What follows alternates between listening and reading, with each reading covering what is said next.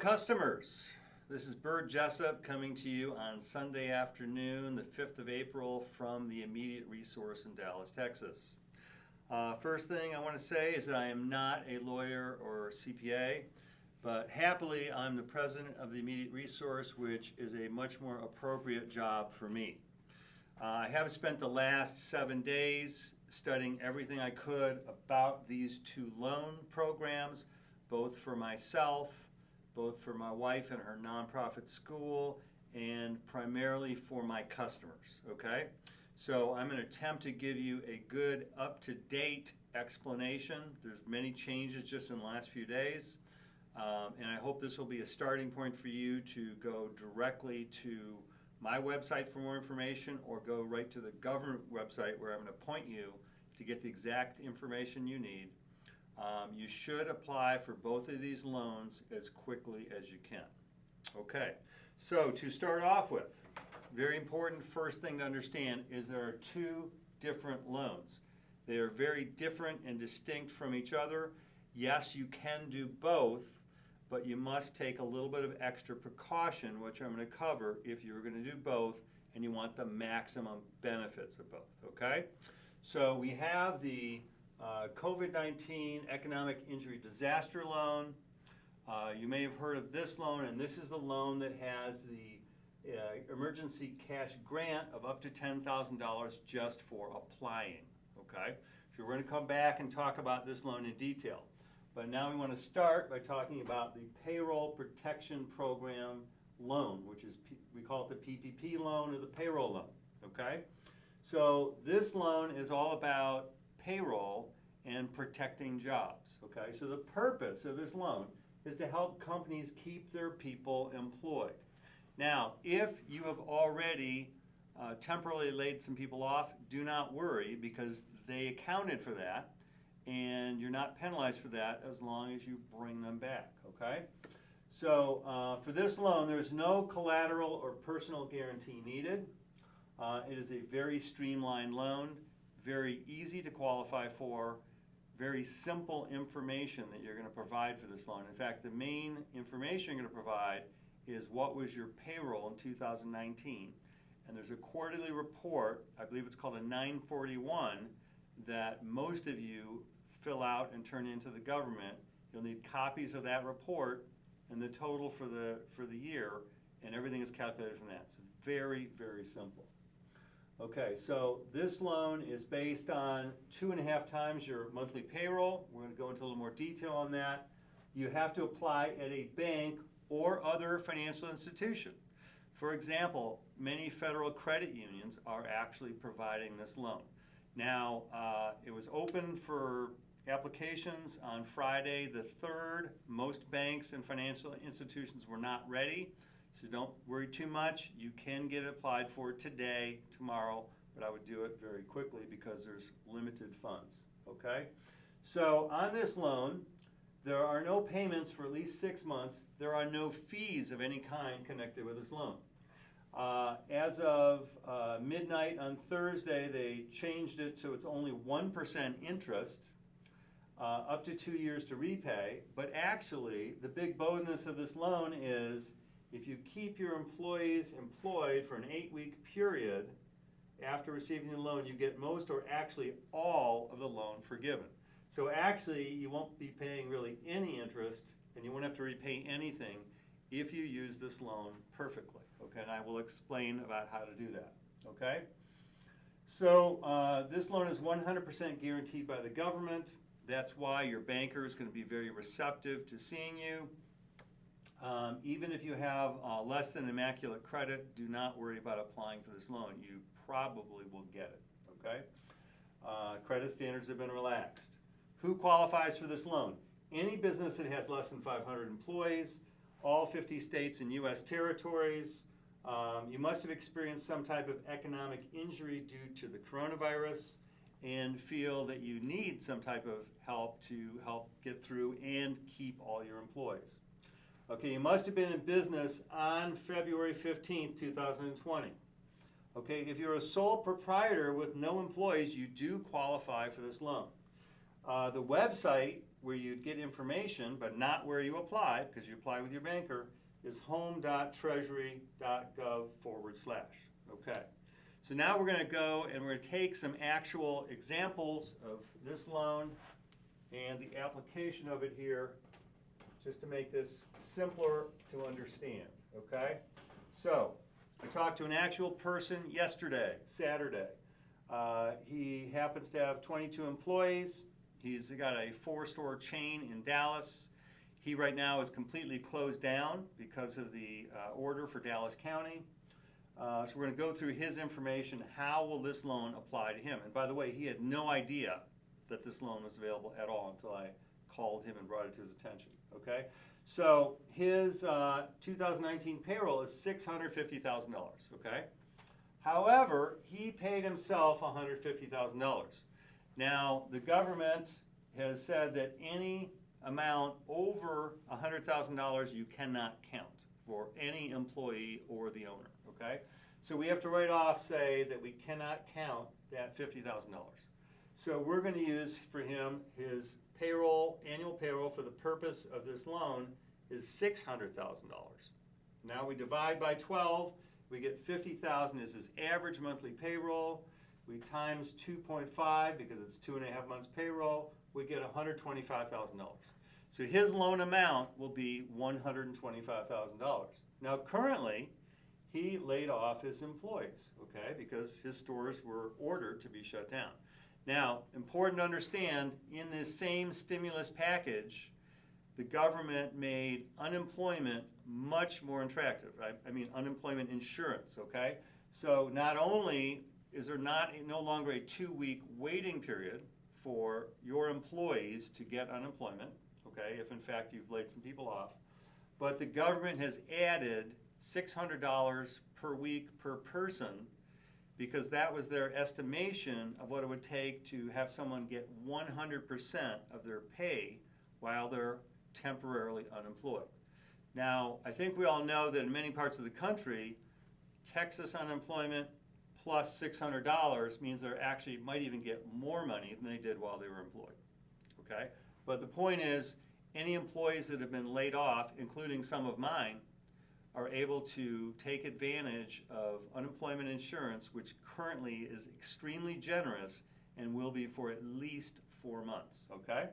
So, so he didn't know, by the way, that his people qualified for unemployment insurance. Okay? So he is very interested in this loan. He wants to keep his people. He doesn't want to see his business disintegrate. Okay, he has a really good business. He has longtime employees. He does not want to lose them.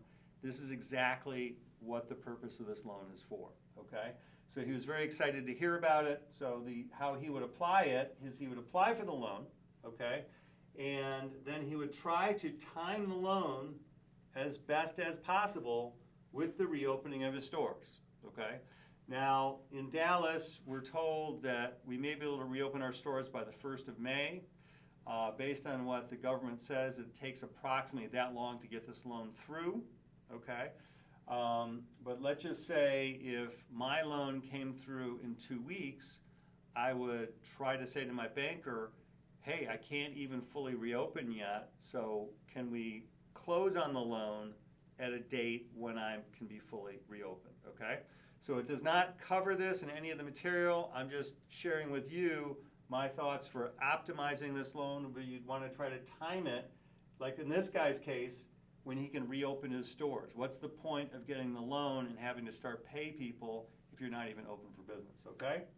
So assuming he can time the loan with reopening his stores or get as close as he can, once he gets the money for the next 8 weeks after receiving the funds, he needs to pay his staff. He needs to have no pay cuts of over 25% for any of his employees. He needs to bring back his head count of full-time employees by June 30th. And he can use some of those funds to pay rent and utilities as long as the amount for rent and utilities is 25% or less. He must use 75% of those funds over 8 weeks to pay his employees if he wants to get full forgiveness of the $125,000, okay? So hopefully that example was helpful as seeing how this would work. Now we're going to talk about a sole proprietor, no employees, okay? So in this case, I'm going to make up a fictional sole proprietor, and I'm going to say in 2019, this person paid herself $45,000. Now, she's going to have to establish and show evidence to the government that she paid $45,000 to herself in 2019. That's the basis of the loan, okay?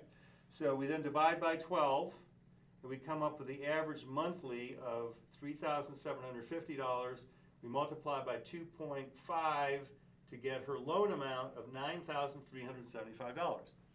Now, for a small retailer who's a sole proprietor, $9,375 is a nice bit of money, and it seems kind of odd that the government's going to loan you that money, and then if you pay it to yourself over the next 8 weeks, they're going to forgive it and you're not going to have to pay it back.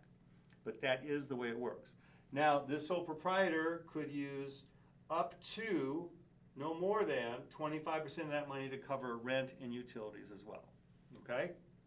So that in a nutshell is this particular loan. Now, to get you a little bit more easy to understand information, if you go to my website, so I have a tab for an instant summary of both loans. It takes 90 seconds to read. That's very useful. And then I've written this whole thing up, easy to follow explanation, including step-by-step how to go to the home.treasury.gov website and where to go on the website step-by-step to find particular information. Now, on that website, one of the things I want you to get is this very simple one-page explanation from the government about this loan.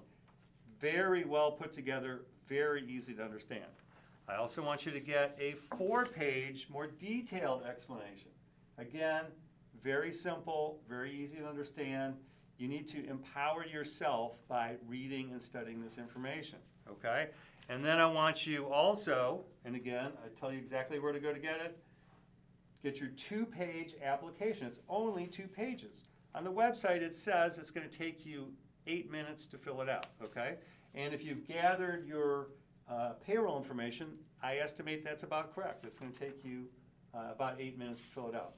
There are 2 pages of clarification that go with that application.